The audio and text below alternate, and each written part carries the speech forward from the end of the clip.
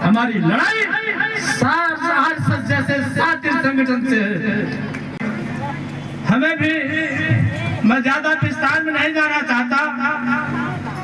1989 से मान्यवर कांसी राम साहब के साथ हमको भी काम करने का अवसर मिला था, इसलिए इस मिशन को मैं बखूबी जानता हूँ और आप सभी लोगों को बधाई देता हूँ कि उस मिशन को आगे बढ़ाने के लिए हम लोग बराबर सतत प्रयासरत हैं। आज 23 मार्च का ये दिन बहुत ही हम लोगों के लिए क्रांतिकारी दिन है। आज ही के दिन डॉक्टर राम मनोहर लोहिया का भी जन्मदिन था। आज हम लोग वहाँ मना रहे थे डॉक्टर लोहिया का जन्मदिन, और इस देश को आजाद कराने के लिए शहीद आजम भगत सिंह राजगुरु इन लोगों का शहादत दिवस भी है। आज मान्यवर कांसी राम साहब की इस जन्म जयंती के अवसर पर हम लोग इकट्ठा हुए हैं और इन महापुरुषों को बधाई देने के लिए अपनी तरफ से उनके द्वारा जो बताया गया रास्ता है उस पर चलने के लिए हम लोग उसको आगे बढ़ाने के लिए, उनकी विचारधारा को आगे बढ़ाने के लिए इकट्ठा हुए हैं। साथियों, जब जब हम लोग इकट्ठा हुए तब तब इस देश में परिवर्तन हुआ। हमने डॉक्टर अम्बेडकर को नहीं देखा, डॉक्टर लोहिया को नहीं देखा, मगर आजादी के बाद जब ये दोनों महापुरुष इकट्ठा हुए थे और इस देश में नई चेतना आने का काम हुआ था, उसी समय दुर्भाग्य हुआ कि डॉक्टर लोहिया की मृत्यु हो गई।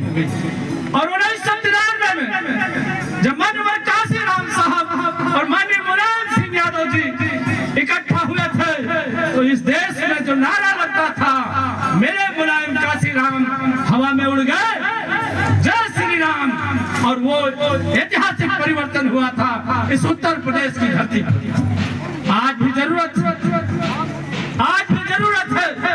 डॉक्टर साहब ने आपको एक से अपनी सत्ता सरकार बनाने का अधिकार मिला। हम उस वोट को, उस बहन बेटी की इज्जत से भी बड़ा अधिकार है, और हम करते क्या है, उसको चंद पैसे और दारू और मुर्गे पर उसको बेकार करके हम अपनी बेबसी और लाचारी के लिए जीवन जीने के लिए मजबूर हो जाते हैं। आज ये धूर्त लोग, अभी आपने देखा कुंभ के नाम पर प्रचारित किया गया 144 साल का कुंभ। कौन लोग गए थे? कौन थे वो लोग? अपने ही बहुजन समाज के लोग हैं जो गुमराह किए जा रहे हैं। हमसे उनके सावधान रहने की जरूरत है। हमारी लड़ाई आरएसएस जैसे शातिर संगठन से है जो 11 बजे रात में हमको आपको और 11 बजे रात आते हैं और हमारे पड़ोस में रह करते हैं, हम नहीं जानते हैं, और 11 बजे से 4 बजे तक हमको आपको हिंदू बना करके चले जाते हैं और गुमराह करके चले जाते हैं, और ये कहते हैं कि मोदी जी आएंगे, ये जो है मुसलमानों को इस देश से भगा दिया जाएगा, ये ऊंची ऊंची बिल्डिंगें और इनके जो खेत खलियान है वो सब आपको दे दिए जाएंगे। हमको गुमराह होने की जरूरत नहीं है।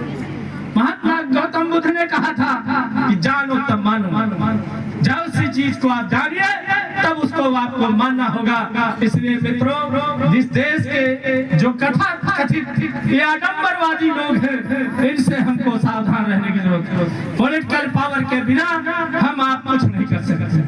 हमको आपको हमें कहना चाहते हैं, हमें इस बात को कहने में कोई गुरज नहीं है कि हमारे जितने भी बहुजन समाज के बड़े नेता हैं, उत्तर भारत से लेकर के उत्तर बिहार, उत्तर प्रदेश और तमाम जगह पर जो बड़े नेता हैं, इनका आपस में हम टकरा सकता है, मगर हम प्रतापगढ़ के लोगों से निवेदन करना चाहते हैं कि आने वाले समय में इस चुनौती को स्वीकार करिए।